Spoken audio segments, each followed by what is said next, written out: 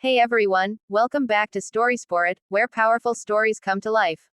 If you love heartwarming, thought-provoking tales that stay with you long after the video ends, you're in the right place.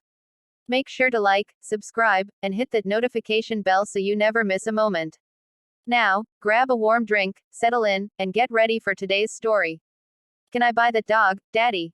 She asked softly. The officer looked at the dog, and froze. It was a chilly autumn morning in a quiet town just outside of Denver. Orange leaves swirled around the sidewalk as Officer Ray Collins made his usual patrol down Main Street. Ray had been with the force for over 20 years, tough, respected, known for his steady hand and quiet demeanor. He had seen just about everything.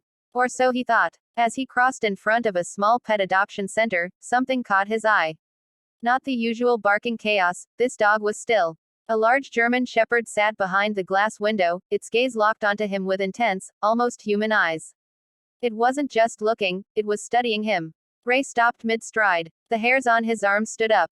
He knew that look. Before he could make sense of it, a little girl's voice broke the silence. Daddy, can I buy that dog?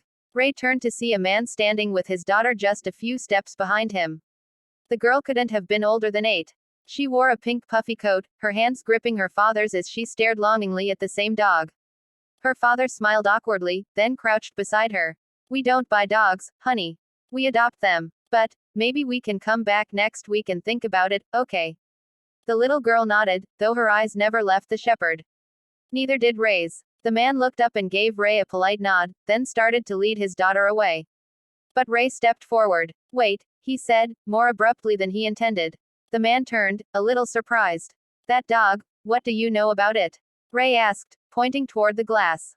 The adoption clerk inside noticed the commotion and came out. She was a kind-looking woman in her 60s, with silver hair and glasses that dangled on a beaded chain. Oh, him, she said. That's Rex. Came in 3 days ago. No microchip, no tags. Someone found him wandering near the old Millerton Bridge. Ray's heart skipped. Millerton. He swallowed hard. Is he trained?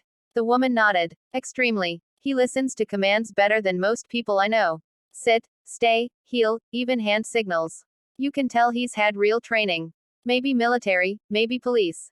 It's strange though, he doesn't bark. Not once. Just watches. Ray stepped closer to the glass. The dog didn't move, but its eyes followed him again. And then, it tilted its head. Ray whispered, almost involuntarily.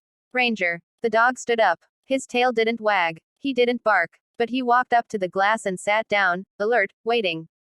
Ray's chest tightened. His mouth went dry. The girl's father noticed his reaction. Officer, are you okay? Ray nodded slowly. I think I know this dog. And then he told them. 3 years ago, Ray's partner was Officer Mike Daniels. Best K9 handler in the precinct. His dog, a German Shepherd named Ranger, was more than just a police dog, he was a hero. Together, they had saved lives, taken down criminals, and once, even sniffed out a kidnapped child in less than an hour. Then came the day everything changed. A warehouse raid went south. Shots were fired. Ray was outside when he heard the explosion. When the dust settled, Mike was gone. Ranger was presumed dead. No trace. No body. Nothing. They all assumed the worst. But now, standing in front of him, was the same deep brown stare. The scar above the right eye. The posture. The stillness. Ranger, he said again. The dog pawed gently at the glass. Ray turned to the clerk. Can I go in? She opened the door without hesitation. As soon as Ray stepped inside the kennel, the dog approached him, slowly, respectfully, like a soldier awaiting orders. No jumping, no barking, just recognition. Ray knelt down, placed a hand on the dog's head. Where have you been, boy? The shepherd leaned into him, eyes closing. The girl from earlier watched in silence. Then she turned to her dad and whispered. Daddy, I think he found his person. Ray chuckled softly. He already had one. And he lost him. He stood and looked at the clerk. I need to make some calls. I think this is an active duty police dog. Or at least, he was. He deserves to come home. Later that afternoon, after several phone calls and some digging through old case files, it was confirmed. It was Ranger. His microchip must have been damaged, but there was no doubt. The same dog. The same hero. But something else came up. Mike, Ray's old partner, he had been found alive 6 months ago, living in a long-term care facility, recovering from a traumatic brain injury. He hadn't remembered much from the explosion. The department had assumed Ranger had died.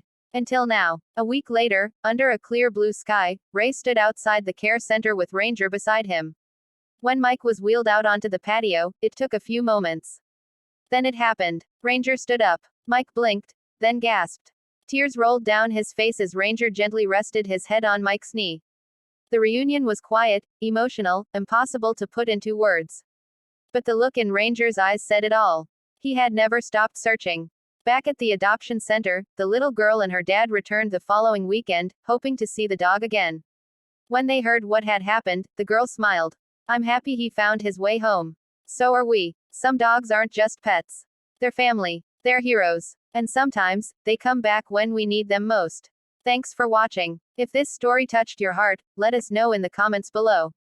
Don't forget to like and subscribe for more unforgettable stories, right here on Stories for It. See you next time.